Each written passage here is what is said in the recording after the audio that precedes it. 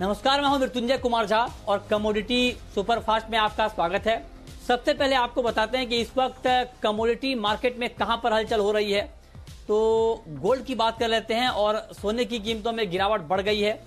MCX पर सोने का भाव 51,200 रुपए तक फिसल गया है और अंतर्राष्ट्रीय बाजार में गोल्ड $1890 तक लुढ़का है।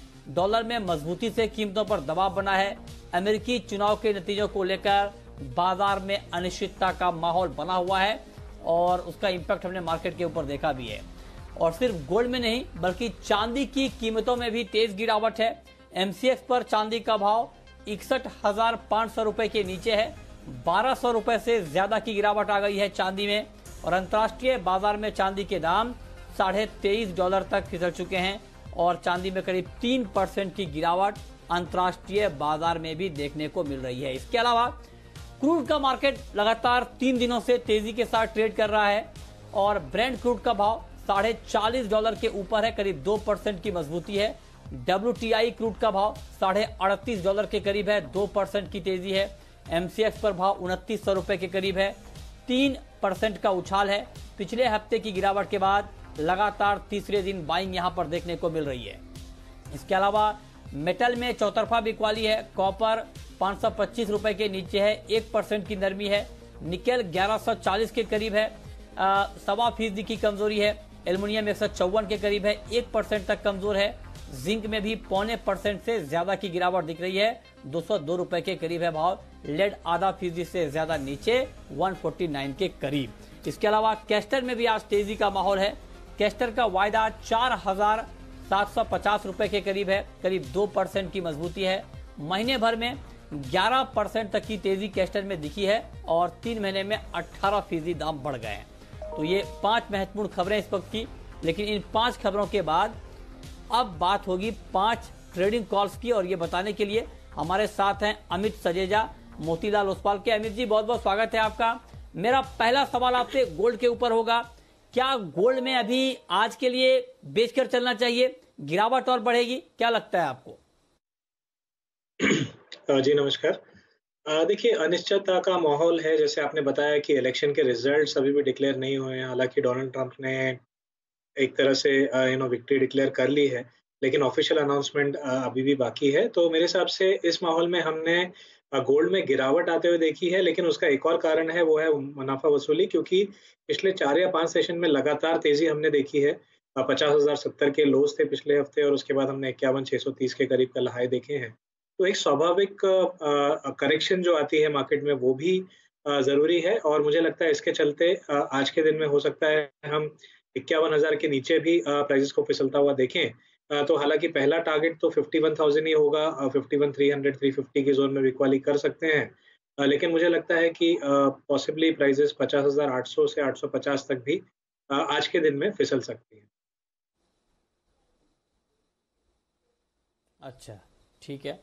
तो ये राय है आपकी गोल्ड के ऊपर। सिल्वर का मार्केट आपको कैसा दिख रहा है अमित जी? क्योंकि आज गोल्ड के मुकाबले सिल्वर में गिरावट ज्यादा है, 1,200 रुपए तक दाम गिर गए हैं। चांदी पर क्या किया चांदी में क्या किया जाए? जी बिल्कुल। देखिए, चांदी में भी हमने पिछले एक हफ्ते में काफ़ी अच्छी रैली आते हुए देखी है। 58,400 के लोज थे, वहाँ से हमने लगभग 62,700 तक जाते हुए देखा है। तो उसके बाद एक प्रॉफिट बुकिंग का माहौल आना ज़रूरी भी होता है, अगर नेक्स्ट रैली आनी भी है तभी भी। तो मुझे लगता है कि प्रॉफिट बुकिंग जारी है और आज के दिन में यही हावी रहेगी। जहाँ तक प्राइसेस का सवाल है, हम दोबारा 60,800 तक तो देख पाएँगे, बट हो सकता है एक्सट्रीम केस में जो ये करेक्शन है 60,500 तक भी एक्सटेंड हो सकती है। तो चांदी में भी बिकवाली की ही सलाह होगी राइस पर। ओके, तो आप कह रहे हैं कि चांदी में भी बेच कर चलें, शॉर्ट करके चलें। अब बात कर लेते हैं कच्चे तेल की। क्रूड का मार्केट लगातार 3 दिनों से ऊपर जा रहा है, तेजी है कच्चे तेल में। क्या ये तेजी और बढ़ेगी या इस तेजी पर शॉर्ट करने की राय होगी आपकी अमित जी? जी, देखिए बिल्कुल शॉर्ट टर्म बेसिस ऐसा लग रहा है कि थोड़ा ओवरबॉट हो गई है प्राइसेस, क्योंकि हमने लगातार 350 पॉइंट्स की एक रैली देखी है और इंट्राडे में 2,900 2,920 के करीब एक रेजिस्टेंस अभी डेवलप हो रहा है। तो मुझे लगता है कि 2,960 के स्टॉप के साथ में इंट्राडे में बिकवाली कर सकते हैं। 2,800 तक के प्राइसेस आने की संभावना है।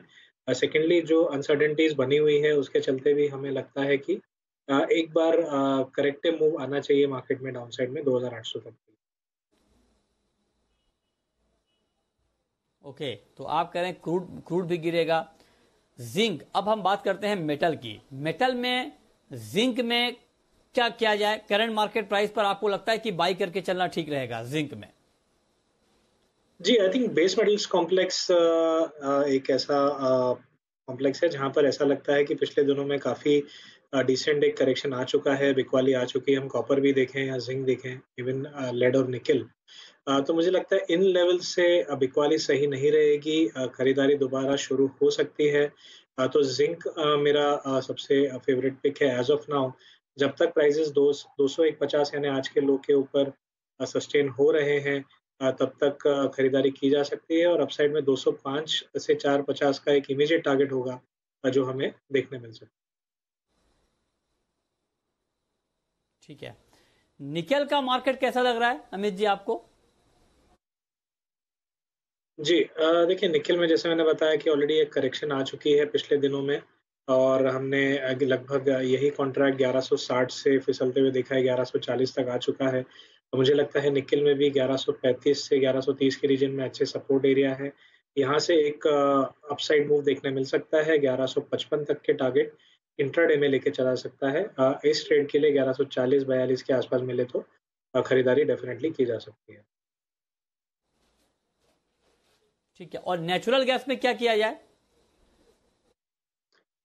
जी, नेचुरल गैस में हम देख रहे हैं कि लगातार एक करेक्शन हमें देखने मिली है। 251 के हाईज़ थे, उसके बाद लगातार बिकवाली का रुख जारी है। मुझे लगता है ये कंटिन्यू रहेगा जब तक 232 के नीचे है और 230 के करीब मिलता है, डेफिनिटली एक सेल का माहौल बनेगा।